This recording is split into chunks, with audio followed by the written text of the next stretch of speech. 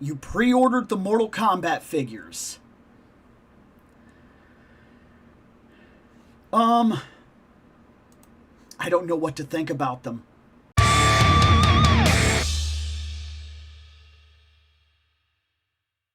Hey guys, editing Bill. I'm not on my normal setup. I don't have the stage lights. I don't even have my normal microphone plugged in. But because I'm editing all these videos, and I came across this one, I figured it was probably important to at least say before we got into this that this is old by now. Like this is, if I'm not mistaken, this was done like 8/12/2025. So like far enough back that this opinion might not even be 100% valid. But we did talk about it. We did look it over. It is a decent conversation. And some of it I still very much do feel this way because I have not bought any of these, to be fair. And I also passed on buying the 2-pack when I really got a good look at it. So I just wanted to be sure to at least have it said that if the only thing you ever catch is the chapters, you don't really come to the lives, and you're just now seeing this video, that's probably why we're talking about figures that are pre-ordered that haven't come out that people already have. That's why. Anyways, that's all I had. Editing Bill, going back to editing. I don't. It's not even like I don't like them or something like that. It has nothing to do with anything like that. I don't know how to feel about them. So right now we have Sub-Zero, Scorpion, and Liu Kang. And you know what? Just for the sake of, while we're doing this, let's go ahead and let me bring this up. Right there, I think. And let's do it. Let's talk about them. Oh, it didn't. I messed up. There it is. Yeah. There it is. There's Big Bad. Let's talk about him for a second since we're here. So Scorpion, they look good. Especially for a McFarlane figure, they look good. Some people really hate pins. They don't bother me that bad. And if it's keeping his price point at about $30, then who really cares? I don't know how I feel about the dart. Will that actually be usable in any way? Is that like a string? Because if it's string, we can't really do anything with it. If it was a wire frame, we could do something with it. So the rope, kind of trash. I appreciate that he's giving us the rope. Are we going to be able to do anything with it in terms of action figure photography or even having it on our shelf? Not really. You can't set up anything dynamic. It just kind of hangs there. Thank you for including the dart. But you half-assed it. It's just the way that it is. We're going to have to go out of our way to find a creative way to make that dart useful in terms of action figure photography or display at this point. I almost could have done without it. I appreciate it, but like I said, it doesn't blow my mind. It almost seems like how do I put this? The packaging also is almost a half-ass from what we've seen from Jada. Like, it's neat that they got this down there, but you didn't land it, okay? You tried, but you didn't land it. The presentation, this is not like an arcade cabinet. Just putting down a pad down here or whatnot doesn't make it an arcade cabinet. I don't even know if I appreciate the effort, is what I'm saying. A simple box probably would have got my attention more than what makes me feel like you tried something that you were never going to succeed at. But overall, at the price point that this guy is at, $30. It's not a terrible figure. We're getting used to paying $30 on the average for figures. I don't necessarily love that, but that is what we are doing. He's fine. He's a good figure. We also have the classic Sub-Zero, which, very simple, he's basically a repaint Not a bad thing. He's a repaint with a couple of extra parts, I'm sure, but that is what Sub-Zero is. I'm not complaining about that. We have an action pose right here.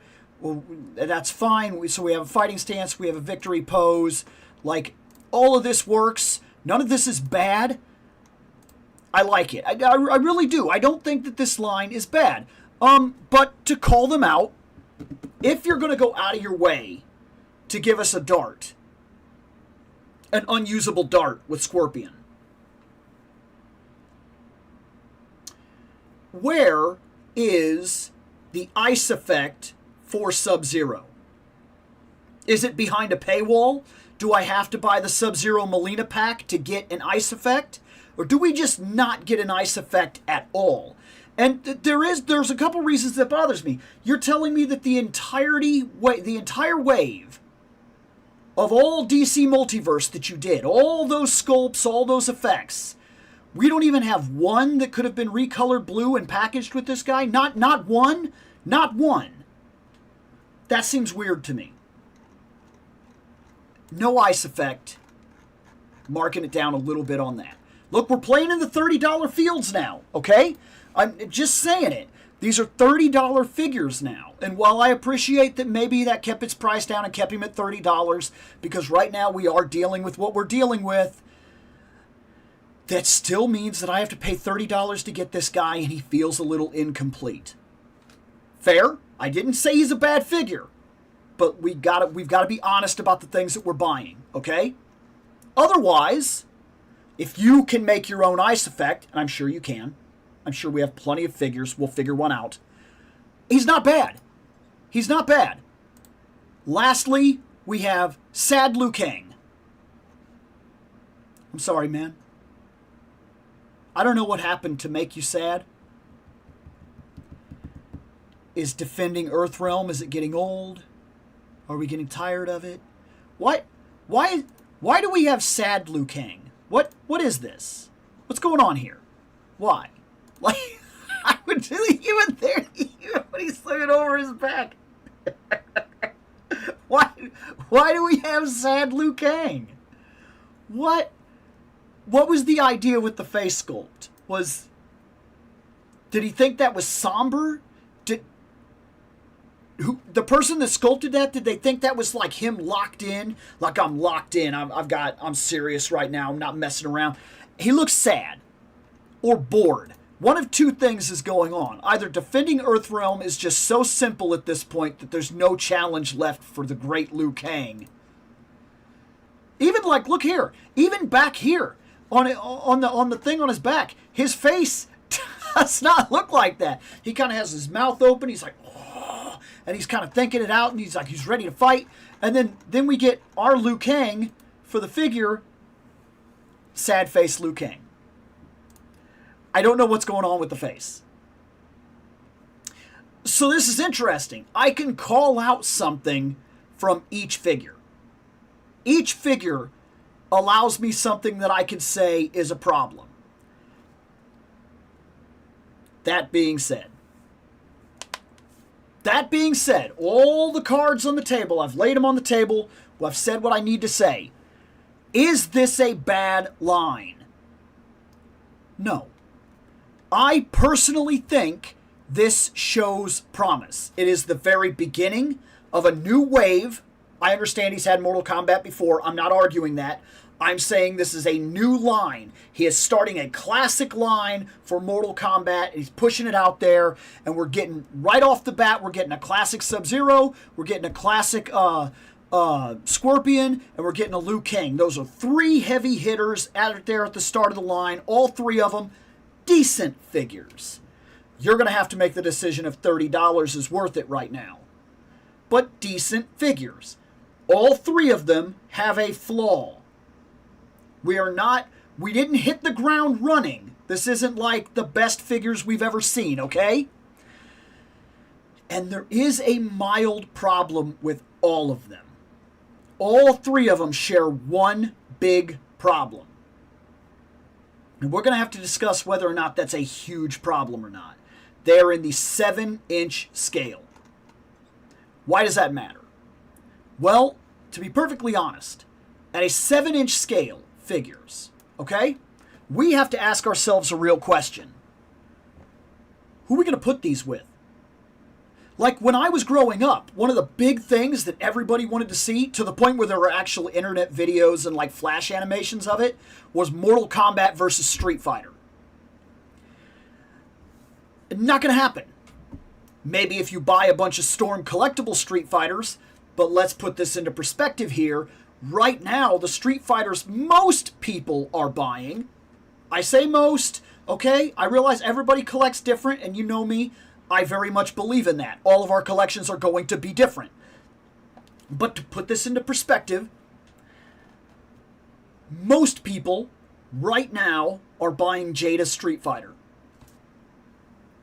And Storm Arena is making a big hit. They're coming in and they're setting groundwork, and people are kind of debating whether or not they're going to jump back and forth, or whether they're going to leave Jada and they're going to focus on Storm collectibles and let the Storm Arena run its course, and maybe they feel like this is better over here. I'm not here to argue that. I am here to say this. We have 7-inch figures. 7-inch figures. Who are they scaling with? If they're standing next to your Marvel Legends, they look like giants. If they're standing next to the Jada Toys Street Fighters, they look like giants. The only option, and not that it's a bad option, but the only option is to scale them alongside the other McFarlane figures that exist right now and do the Mortal Kombat versus DC. Like that video game we got years ago. Is that a bad thing? No. But is that what you were wanting? Or is this another line on the shelf that really won't scale with anything, but will just kind of be its own thing? I'm not saying that's a bad thing. We have plenty of that. I have Ninja Turtles. Oftentimes, the Ninja Turtles are small figures. They usually don't tend to mend well with a lot of other figures on my shelf. That's fair. Even the Super 7 Turtles kind of have problems scaling with other figures in my collection. And most things like the Loyal Subject Turtles are tiny, so they look like midgets next to everybody else. That makes them hard to scale with anybody. That's fair. Does that stop me from buying Turtles? No, it does not. And the NECA Turtles, the movie ones, are big. They're like big figures. They're tall figures. Which ends up, if I want them to be alongside Daredevil or something, kind of like because they were influenced by Daredevil, does that work? No. Daredevil turns out looking small next to them, and that's not really right, because if I'm going to choose one or the other, I kind of like my Turtles to be like smaller than the normal people, because they were small. The Turtles were small. Was smaller, you get the idea. So that makes this a tough line. You either buy it and it stands completely alone, or you buy it and it scales with those old DC figures. I say old because the line is about to end. Or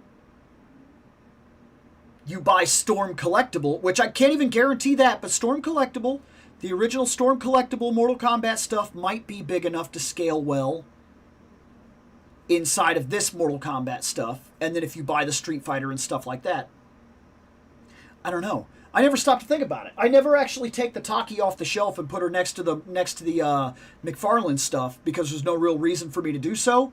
So I never really tested that scale. That's where I am. That's my entire thought process on the new Mortal Kombat. Am I getting it? Right now, no. And I don't know if that's going to bite me later. If these are going to be very hard to find, and I'm going to be mad that I passed them by when I could have got some real cool Mortal Kombat stuff, because I don't have any Mortal Kombat stuff. Would it be cool to have a bunch of Mortal Kombat stuff? Of course it would. But I don't know where I sit with that. Omega Red has one.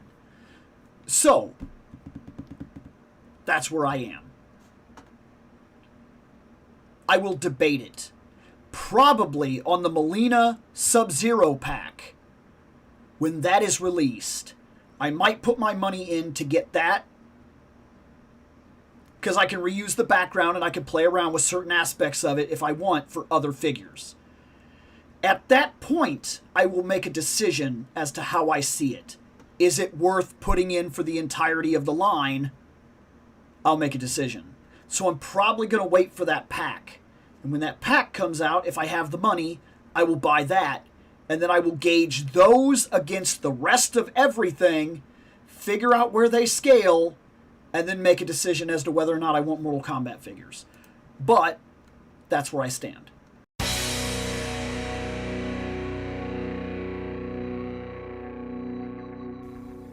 I have spoken.